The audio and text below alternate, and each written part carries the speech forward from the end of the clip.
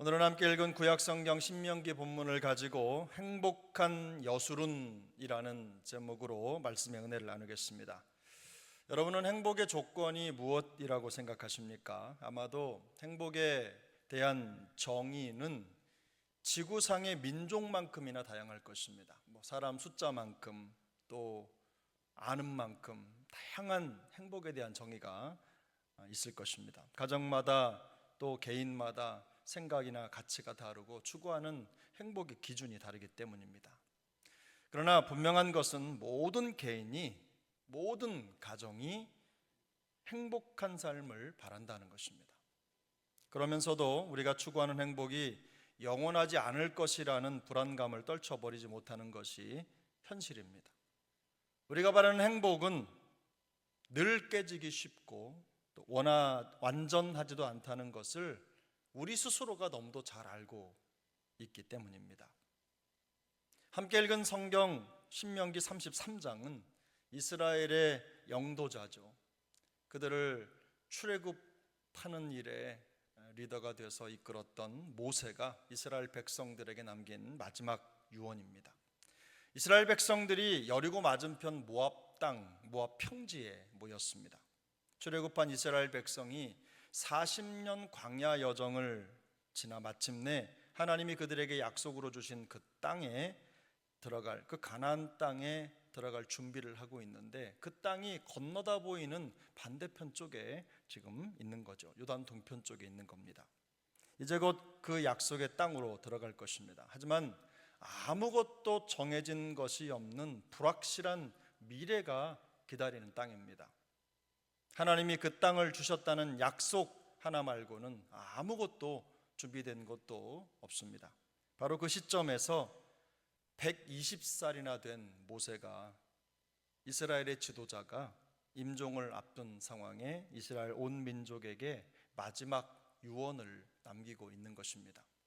그는 이미 이스라엘 모든 지파에 대한 축복을 마무리했습니다. 그리고 이제 그 축복의 마지막 부분에 이르러서 숨을 몰아쉬면서 불확실한 미래에 직면한 자기 민족을 격려하고 또 축복하기 위해서 단 한 가지 말을 덧붙입니다.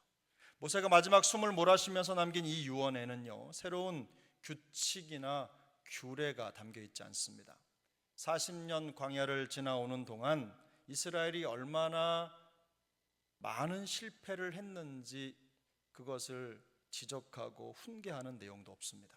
꾸짖지도 않습니다. 다만 그는 4구절밖에 안 되는 짤막한 말로 하나님이 그의 사랑하시는 백성을 위해 예비해 주신 진정한 행복의 원천이 무엇인지를 장엄한 마지막 유언으로 남기고 있는 것입니다. 그러면 모세가 죽음을 앞둔 그 절박한 시간에 가족과도 같은 그의 민족에게 그토록 남기고 싶었던 행복의 원천은 무엇입니까? 모세가 말하는 첫 번째 행복의 원천은 바로 비할 데 없는 하나님입니다. 신명기 33장 26절, 우리 오늘 본문 첫 번째 절인데요, 함께 읽겠습니다. 여수룬이여 하나님 같은 이가 없도다. 그가 너를 도우시려고 하늘을 타고 궁창에서 위엄을 나타내시는도다. 모세는 백성들에게 하나님 같은 이가 없다라고 선언합니다.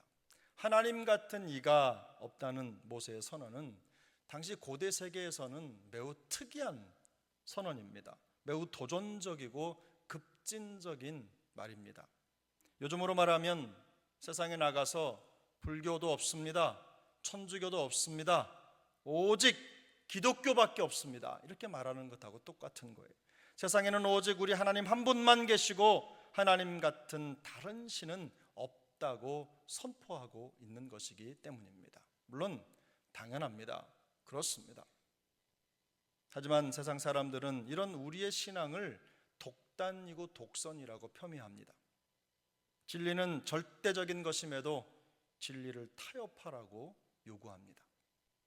모세가 이 말을 할 당시에도 사람들은 수많은 신들을 만들어 섬겼습니다.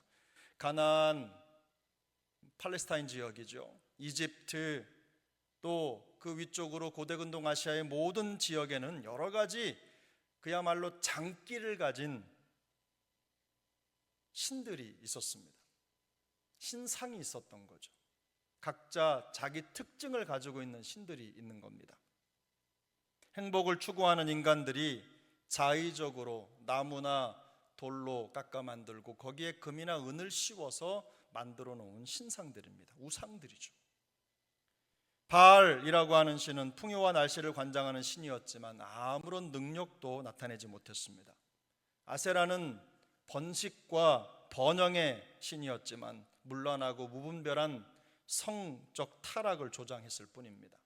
몰렉이라고 하는 신이 있었는데 이 몰렉을 섬기는 사람들은요, 심지어는 자기 자녀들을 잡아서 제물로 드렸습니다. 그러나 그럼에도 불구하고 아무런 것도 얻지 못했습니다. 예레미야 선지자는 손으로 만든 우상의 무익함과 무능함을 다음과 같이 표현합니다. 예레미야 10장 4절 5절 말씀인데요, 그들은 은과 금으로 그것을 꾸미고 못과 장도리로 그것을 든든히 하여 흔들리지 않게 하나니 그것이 둥근 기둥 같아서 말도 못하며 걸어다니지도 못하므로 사람이 메어야 하느니라. 그것이 그들에게 화를 주거나 복을 주지 못하나니 너희는 두려워하지 말라 하셨느니라. 내가 만들어 깎아가지고 짊어져서 갖다가 고정해놔야 있는 게 우상이잖아요. 내가 그렇게 원하는 모양을 만들어 놓고 신이라고 섬기는 겁니다. 이처럼 인간이 만든 우상은 어이없는 형상에 불과한 것들입니다. 신이라고 하면서도 사람이 옮겨놓지 않으면 단 한 발자국도 움직일 수 없는 것이 금이나 은이나 돌이나 나무로 깎아 만든 우상의 참상입니다. 참혹한 현실입니다. 그러나 모세는 하나님은 그것들과 같지 않다고 선언합니다. 하나님은 신전에 갇혀 계신 분이 아닙니다. 하나님은 우리를 도우시려고 하늘을 타고 궁창에서 위엄을 나타내시는 분이십니다. 우리가 도와줘야 움직일 수 있는 죽은 하나님이 아닙니다. 우리를 도우시려고 스스로 움직이시며 온 우주에 그 신위엄을 나타내시는 살아계신 하나님이십니다. 모세는 그 살아계신 하나님이 여수론의 하나님이라고 선언합니다. 이 여수론이라는 말은 고든 혹은 정직한, 의로운이라는 히브리 어근에서 유래한 말입니다. 아버지가 자녀를 부를 때 사랑하는 딸아, 사랑하는 아들아 라고 부르는 것처럼 하나님의 백성으로 선택받은 이스라엘을 사랑스럽게 부르는 또 다른 애칭입니다. 다시 말해서 모세는 이스라엘을 바로 여술은, 즉 의로운 자라고 부르고 있는 것입니다. 그러나 이스라엘의 지난 40년 광야 생활은 그들이 결코 의롭지도 곧지도 않다는 것을 드러내고 말았습니다. 그들은 애굽을 떠나 광야를 지나는 40년 동안 단 한 번도 그들의 지도자인 모세를 신뢰하지 않았습니다. 항상 불평하고 반역했으며 금송아지 우상을 만들어 섬기는 파렴치한 행동을 자행했습니다. 미운 행동만 골라서 하는 철없는 자식처럼 하나님 앞에서 불신앙과 불순종을 드러냈습니다. 그렇다면 모세는 왜 그의 마지막 어느 때보다도 중요한 축복의 시간에 의롭지도 않은 백성들을 의로운 자라고 부르고 있는 것입니까? 왜냐하면 그것이 이스라엘을 선택하신 하나님의 심정이기 때문입니다. 하나님은 그들을 행위로 선택하지 않았어요. 그들의 행위와 그들의 의로운 생각, 그들의 의로운 태도로 그들을 선택하지 않으셨습니다. 행위로 말하자면 100번 주고 마땅한 백성이지만 하나님이 그들을 구원하시기로 선택하시고 작정하시고 선택하셨기 때문에 그들을 선택하신 것입니다. 그러므로 여수론이라는 이름은 그들의 지금 모습을 가리키는 것이 아닙니다. 장차 이루어질 진정한 하나님의 백성의 모습을 바라보게 하는 그야말로 이상적인 이름입니다. 우리의 기대이고 깃발이기도 한 것이죠. 바로 여기에 모세가 하나님 같은 이가 없다고 선포하는 비밀이 담겨 있습니다. 하나님은 우리의 지위나 신분 혹은 정직 혹은 의로움 또 잘남 이런 것들을 보시고 선택해 사랑하신 것이 아닙니다. 우리가 얼마나 곧고 의로웠는지에 근거해서 우리를 사랑하시기로 결정한 것이 아닙니다. 얼마나 완벽하게 예배를 드리고 있는지, 말씀을 잘 지키는지가 하나님의 선택 기준이 아니라는 말씀입니다. 의로우신 하나님께서 우리를 선택하시고 의로운 자 곧 여수룬이라고 불러주시기로 작정하신 것입니다. 사도 바울은 이러한 하나님의 사랑을 로마서 5장 8절에서 이렇게 표현합니다. 우리가 아직 죄인 되었을 때에 그리스도께서 우리를 위하여 죽으심으로 하나님께서 우리에 대한 자기의 사랑을 확증하셨느니라. 혼란스럽고 복잡한 세상 속에서도 온 우주를 다니시면서 우리를 찾아내시고 도우시며 사랑의 자녀로 불러주시는 하나님이 바로 그들의 우리의 흔들리지 않는 행복의 원천이라는 것입니다. 우리 가족들이 이 원천을 발견할 수 있게 되기를 축복합니다. 우리 가족들이 우리 영원한 행복의 원천이신 하나님의 사랑을 진정으로 깨닫고 주께 돌아오게 되기를 예수님의 이름으로 축복합니다. 모세가 밝히고 있는 두 번째 행복의 원천은 하나님이 우리의 영원한 피난처라는 것입니다. 하나님이 우리의 영원한 피난처이시다. 본문 27절입니다. 함께 읽겠습니다. 영원하신 하나님이 내 처소가 되시니 그의 영원하신 팔이 내 아래에 있도다. 그가 내 앞에서 대적을 쫓으시며 멸하라 하시도다. 아멘. 모세는 영원하신 하나님이 내 처소가 되신다고 선언합니다. 이 처소라는 말은 알기 쉽게 집이라는 말입니다. 견고하게 지어진 집입니다. 거주지를 가리키는 것이죠. 견고하여 흔들림이 없어서 세상의 풍파를 거뜬히 이겨낼 수 있는 피난처를 의미하는 말이 바로 이 처소입니다. 그런데 모세는 웅장한 대리석 기둥이 떠받치고 있는 신전 같은 거대한 건물이나 혹은 튼튼한 반석에 지어진 집을 안전한 처소라고 말하지 않습니다. 하나님이 그들의 처소요 피난처이심을 강조합니다. 시편 91편 9절은 이렇게 말씀합니다. 내가 말하기를 여호와는 나의 피난처시라 하고 지존자를 너의 거처로 삼았으므로. 시편 90편 91편은 모세의 시로 알려져 있는 노래입니다. 여기에서도 모세는 하나님을 피난처요 거처라고 표현합니다. 그리고 모세는 그의 영원하신 팔이 내 아래에 있도다라고 선언을 하지요. 밤이나 낮이나 쉬지 않으시고 피곤치 않으시며 우리의 출입을 영원토록 지키시는 하나님의 팔이 우리를 붙드시고 보호하시며 지키고 계시다는 믿음의 확신을 영원하신 팔이 내 아래에 있도다라는 말로 표현을 하고 있는 것입니다. 영원하신 하나님이 우리의 피난처가 되실 뿐만 아니라 능력의 팔로 우리를 지키시고 보호해 주신다는 말씀입니다. 그러나 여러분, 이 말을 오해하지 마시기 바랍니다. 이것은 하나님을 피난처로 삼고 능력의 팔로 보호받는 하나님의 사람들은 무조건 평화롭고 아무런 문제도 일어나지 않고 갈등도 없는 삶을 살게 될 것이라는 뜻이 결코 아닙니다. 그 단서가 바로 뒤에 나타나는데, 여러분 27절을 한 번 더 읽겠습니다. 한 번 더 읽습니다. 영원하신 하나님이 내 처소가 되시니 그의 영원하신 팔이 내 아래에 있도다. 그가 내 앞에서 대적을 쫓으시며 멸하라 하시도다. 발견하셨습니까? 영원하신 하나님이 우리의 피난처가 되시고 능력이 되시는 것은 분명합니다. 변하지 않는 진리입니다. 그러나 모세는 백성들에게 아무것도 하지 말고 가만히 앉아 있으라고 말하지 않아요. 오히려 그 반대입니다.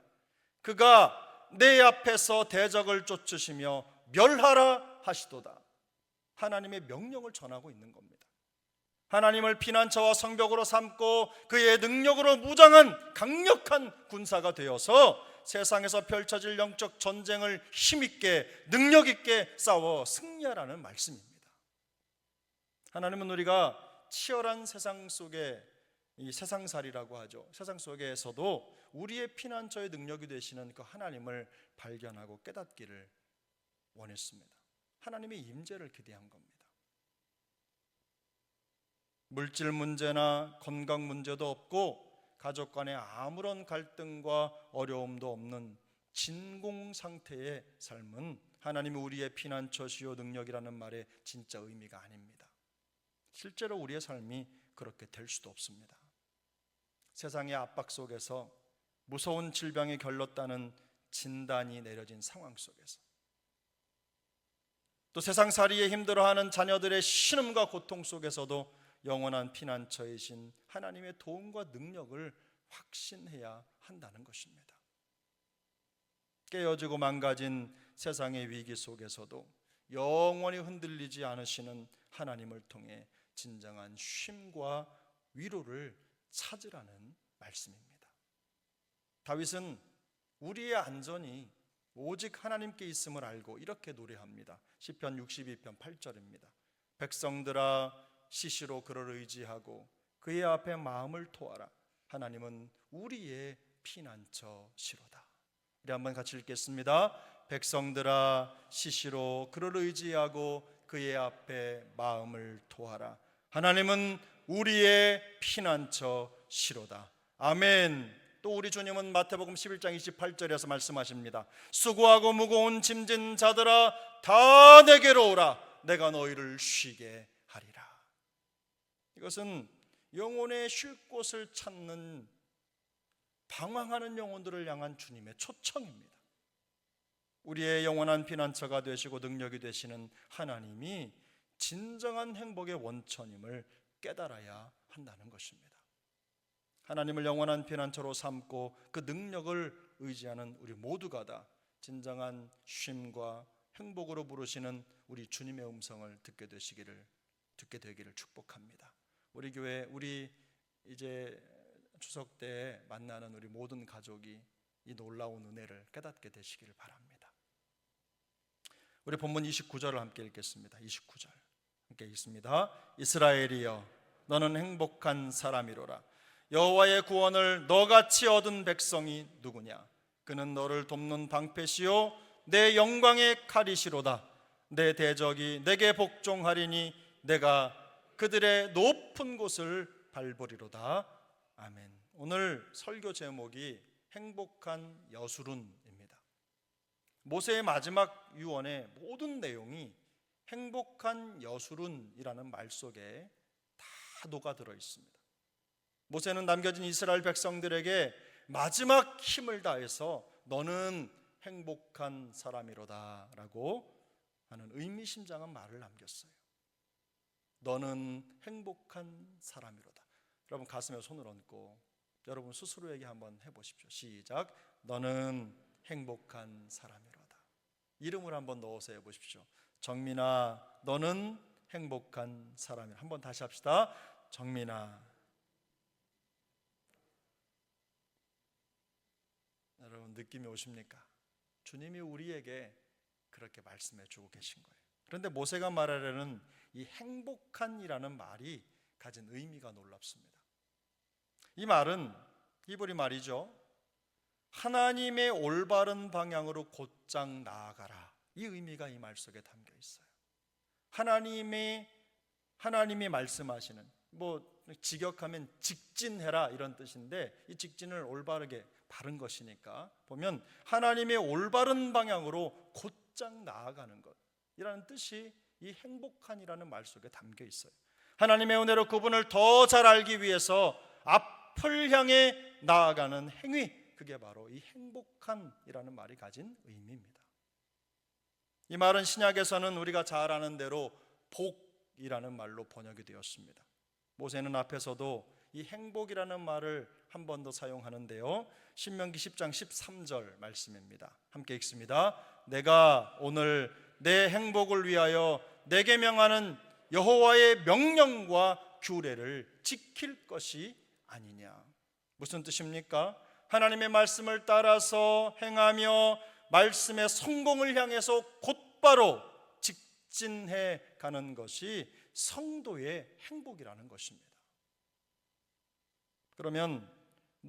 그러면서 모세는 이스라엘을 행복한 사람이라고 부르는 세 가지 이유를 우리가 조금 전에 읽었던 29절에서 밝히고 있습니다. 첫 번째는 하나님의 구원을 얻었기 때문에 행복하다는 것입니다. 29절 상반절에 보면 여호와의 구원을 너같이 얻은 백성이 누구냐라고 말합니다. 이 말이 너희가 바로 하나님의 선택을 받아 구원을 받은 행복한 백성이라는 뜻입니다. 둘째로 하나님이 돕는 방패시요 영광의 칼이 되어주시기 때문에 행복한 사람이라는 것입니다. 29절 중반절쯤에 담겨 있습니다. 마지막 세 번째로 하나님의 진정한 승리를 주시기 때문에 너는 행복한 사람이라는 말씀입니다. 내 대적이 내게 복종하리니 내가 그들의 높은 곳을 밟을 것이라는 말씀입니다. 이스라엘이 결국에는 최종적으로 모든 적들을 누르고 이기게 될 것을, 승리하게 될 것을 약속하고 있는 말씀입니다. 이것은 우리가 생각하는 일반적인 행복과는 조금 거리가 멀죠. 우리가 말하는 행복의 조건과는 거리가 있어요. 우리는 좋은 직업, 건강, 부족함이 없는 삶, 혹은 완벽한 가정을 꾸려서 삶의 안정을 찾는 것이 행복이라고 생각하죠. 그게 행복의 조건이라고 생각합니다. 그러나 오늘 모세의 유언에서 보여주는 그 행복한 사람의 조건은 우리의 그런 생각을 완전히 뒤집어 놓습니다. 모세는 하나님을 알라, 하나님의 보호를 확신하라, 그리고 우리를 구원하신 하나님이 우리의 방패와 보호와 승리가 되신다는 것을 깨달으라. 바로 이것이 행복의 원천이요 조건이라고 선언하고 있는 것입니다. 행복이 우리의 현실적인 상황에 근거하지 않는다는 말입니다. 하나님의 선택을 받고 또 예수 그리스도의 피값으로 구원을 받아서 하나님의 영원한 보호와 승리를 보장받은 우리의 영적인 상태, 우리의 신앙의 정체성이 바로 우리 행복의 원천이라는 거예요. 우리 모두가 다 이 사실을 깊이 깨닫게 되기를 바랍니다. 눈에 보이는 것, 밖에 있는 것에서 자꾸만 뭔가 행복하게 하려는 것을 찾으려고 하는 그런 잘못된 열심에서 하나님을 발견하고 하나님의 보호를 확신하고 하나님이 주실 승리를 기대하면서 그곳에서 우리의 행복을 발견할 수 있기를 예수님의 이름으로 축복합니다.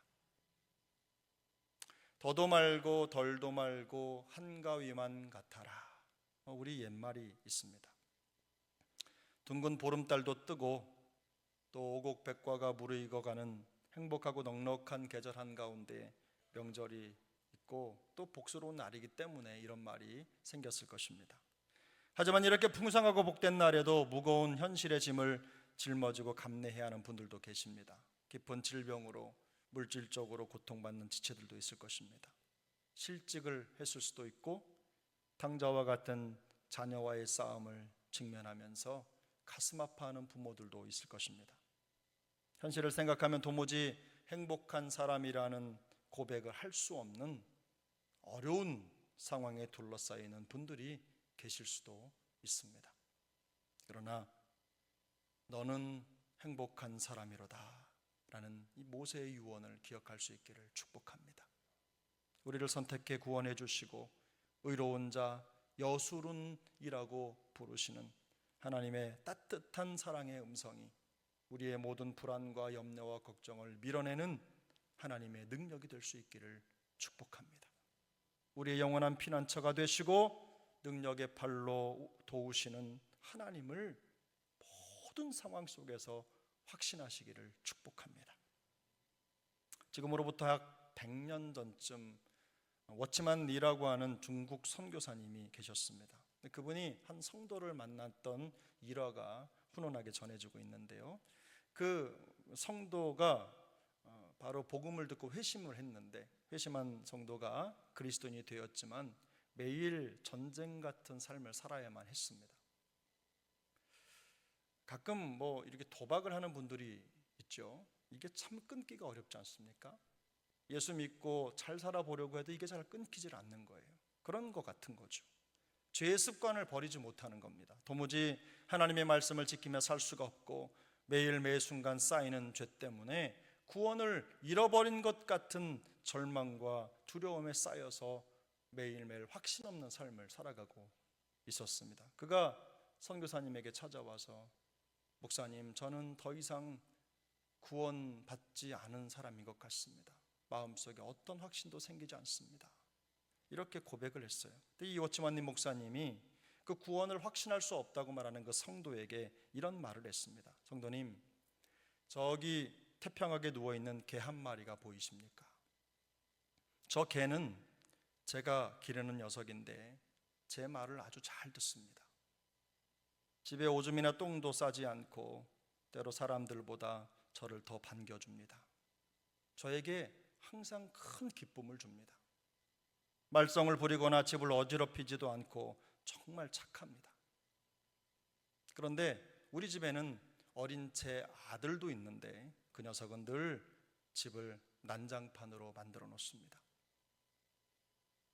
하지만 개는 아무리 착해도 그냥 개일 뿐이지 저의 재산을 상속받을 수 없습니다. 어린 제 아들은 늘 집을 어지럽히고 문제를 만드는 말썽꾸러기지만 제 아들이고 저의 유일한 상속자입니다. 하나님은 성도님의 완벽한 삶을 보시고 성도님을 선택하셔서 구원을 주신 것이 아닙니다.